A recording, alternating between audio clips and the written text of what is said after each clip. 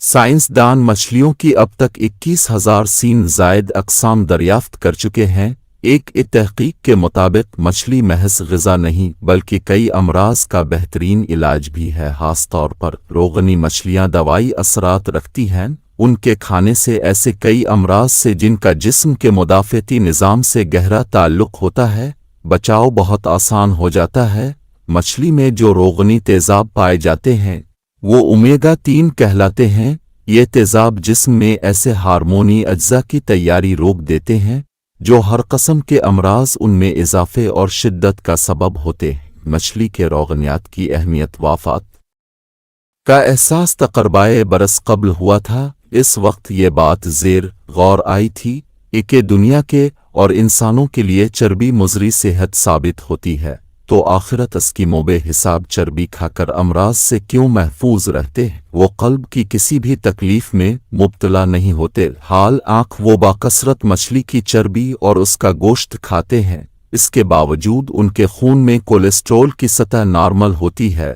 اس کی اصل وجہ یہ ہے کہ اسکیمو روزانہ جو سمندری غذائیں کھاتے ہیں وہ تمام کی تمام اومیگا 3 روغنی تیزابوں پر مشتمل ہوتی ہیں۔ ساحلی علاقوں میں رہنے والے افراد امراض قلب کا کم شکار ہوتے ہیں اس لیے کہ وہ مچھلی زیادہ کھاتے ہیں۔ مچھلی کم مقدار میں بھی قلب کی محافظ ہوتی ہے۔ چند اقسام کی مچھلیاں مختلف رنگ بھی پہچان سکتی ہیں۔ آرچر نامی مچھلی انسانی چہرے پہچاننے کی صلاحیت رکھتی ہیں۔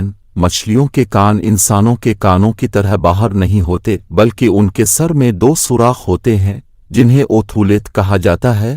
ان کے ذریعے آوازوں کو سنتی ہے جبکہ ان کی جلد پر موجود لیرل لائنز بھی انہیں دھیمی آوازیں اور پانی میں ہونے والی غیر معمولی حرکتوں کو محسوس کرنے میں مدد دیتے ہیں۔ لکڑک ایک ایسی مچھلی جسے ہاتھ لگانے سے 600 وولٹ بجلی کا جھٹکا لگتا ہے۔ حضرت علی کی خدمت میں ایک شخص آ کر کہنے لگا، اے علی، ہر جانور کے منہ میں زبان ہوتی ہے لیکن مچھلی کے منہ میں زبان کیوں نہیں، اور مچھلی پانی میں ہی کیوں رہتی ہے؟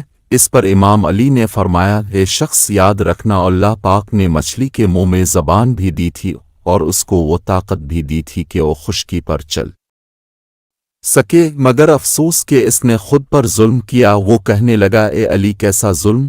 امام علی نے فرمایا کہ جب اللہ تعالیٰ نے حضرت آدم میں روح کو ڈالا اور یہ حکم دیا کہ ہر فرشتہ اس کو سجدہ کرے اور شیطان انکار کر بیٹھا، اللہ تعالیٰ کی نافرمانی کر کے یہ کہنے لگا کہ میں آگ سے بنا ہوں اور یہ تو مٹی کا بنا ہے، تو یوں شیطان کو اللہ نے اپنے دربار سے نکال دیا۔ وہ بدصورت بن کر زمین پر جیسے گرا، انسان سے حسد اور نفرت کے ساتھ چیخنے لگا اور ہر کسی کو بتانے لگا کہ انسان اس زمین پر ظلم کرے گا۔ اے شخص، اس وقت مچھلیاں زمین پر بھی چلا کرتی تھیں اور پانی میں بھی رہا کرتی تھیں، اس کے منہ میں زبان بھی ہوا کرتی تھی۔ شیطان نے سب سے پہلے مچھلیوں کو بھٹا اور یہ کہا کہ انسان جب زمین پر آئے گا تو وہ تمہیں زندہ اپنے خنجر سے کاٹے گا اپنا پیٹ بھرنے کے لیے۔ مچھلی نے جب یہ سنا تو وہ سمندر میں ہر ایک آبی مخلوق کو انسان کے خلاف کرنے لگی، تو یوں اللہ نے مچھلی کے منہ سے زبان کو غائب کر کے اس کی جگہ وہ بال پیدا کر دیا اور یہ حکم نافذ کیا کہ کوئی بھی انسان تمہیں زندہ نہیں کاٹے گا، تمہاری حد قدرت نے پانی تک رکھ دی ہے، تم جب پانی سے جدا ہوگی تو خود ہی تڑپ کر مرنے لگو گی۔ تبھی جب حلال مچھلی پانی سے جدا ہوتی ہے تو وہ تڑپنے لگتی ہے اور اس کے جسم کا سارا خون اس کے گلے میں آ کر جمع ہو جاتا ہے۔ اس لیے مچھلی کو ذبح نہیں کیا جاتا، کیونکہ ذبح کرنا اس لیے واجب ہے تاکہ جانور کی رگوں کا سارا خون گوشت سے الگ ہے کر بہہ جائے۔